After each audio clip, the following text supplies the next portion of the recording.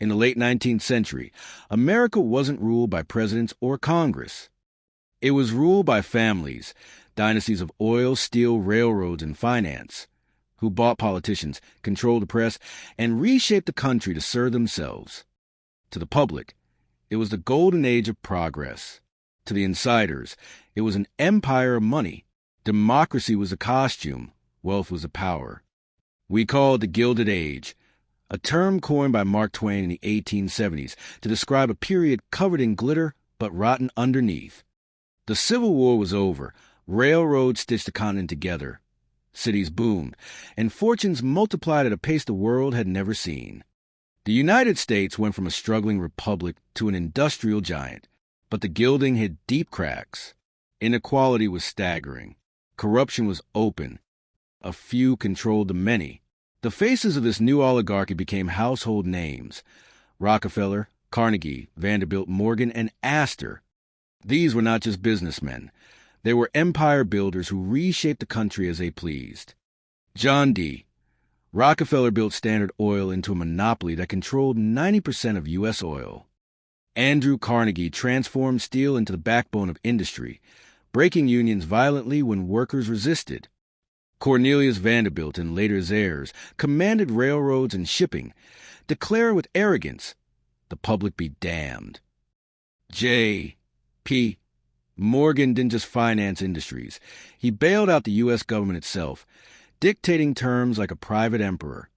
The Astors, America's landlords, embodied old money power that outlived generations.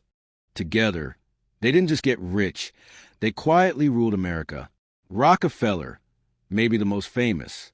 Starting with a small refinery in Cleveland after the Civil War, Rockefeller methodically crushed his rivals.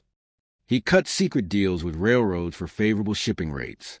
He used predatory pricing, lowering costs until competitors went bankrupt, then bought them for scraps.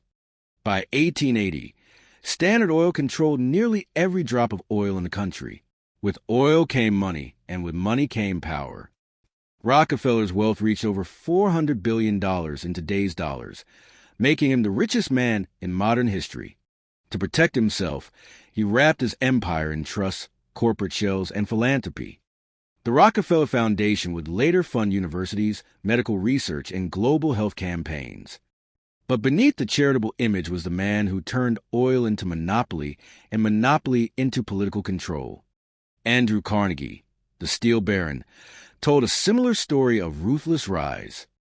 A Scottish immigrant who started as a factory boy, Carnegie became obsessed with efficiency and scale. His steel plants pushed technology to the limit, cutting costs until no rival could keep up. But the price of his fortune was blood. In 1892, workers at his Homestead Steel Works went on strike against wage cuts. Carnegie, conveniently away in Scotland, left the dirty work to his partner Henry Clay Frick. Frick brought in 300 armed Pinkerton guards to break the strike. Shots rang out, men were killed, and the militia was called in to crush the workers.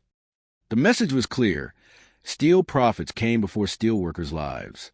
Carnegie later tried to rewrite his legacy. He gave away most of his wealth to build libraries, universities, and cultural institutions. To history, he became the philanthropist, but the fortune he gave away was made on the backs of men whose wages he crushed. Then there were the Vanderbilts, the railroad kings.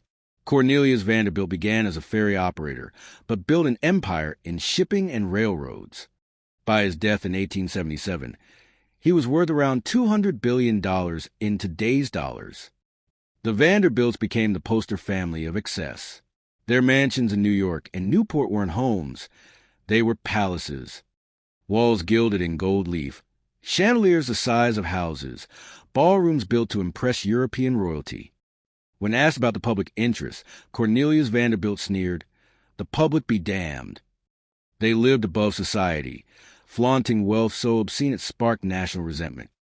Rockefeller monopolized oil, Carnegie dominated steel, Vanderbilt ruled railroads, but J. P. Morgan controlled money itself. Morgan was a banker of bankers, a man whose presence could stabilize or shatter markets. In 1895, When the U.S. Treasury ran low on gold, Morgan personally arranged a $65 million loan to the government. In 1907, during a financial panic, Morgan summoned the leading bankers to his New York library. He locked the doors and refused to let anyone leave until they agreed on a rescue plan.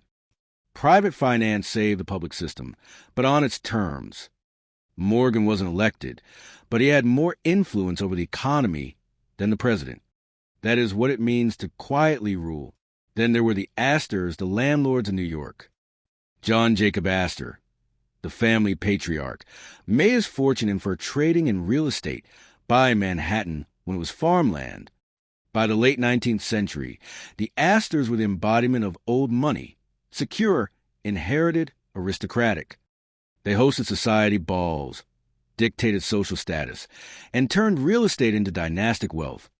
Their name became a synonym for privilege, but history would collide with their power.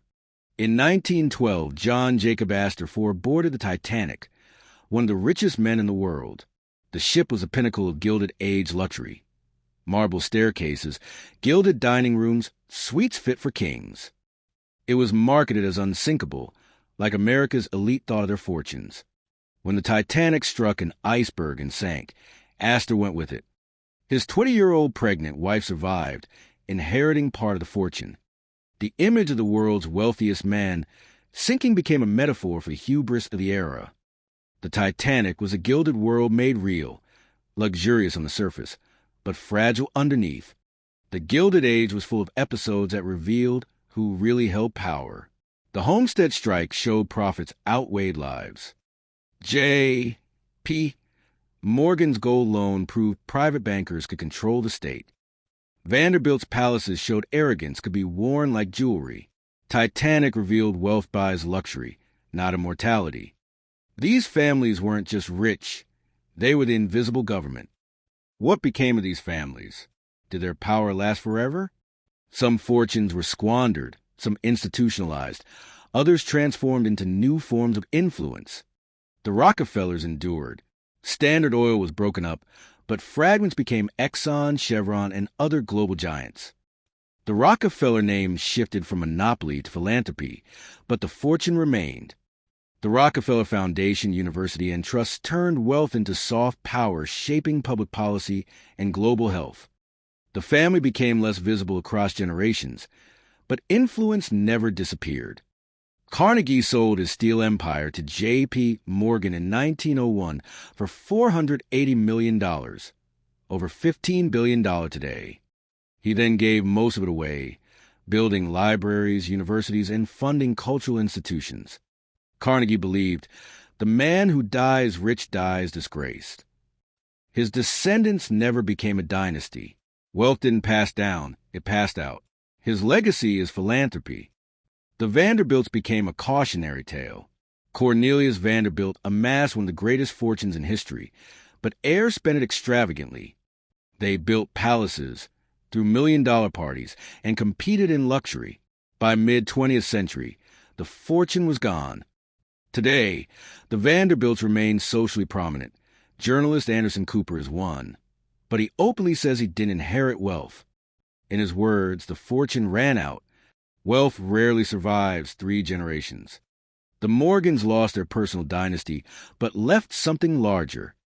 J.P. Morgan's personal power waned after his death in 1913, but his bank evolved into J.P. Morgan Chase.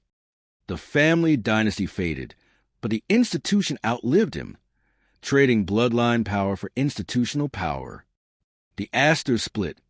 In America, their fortune declined and fragmented among heirs. In Britain, branches married into aristocracy, becoming part of the ruling elite.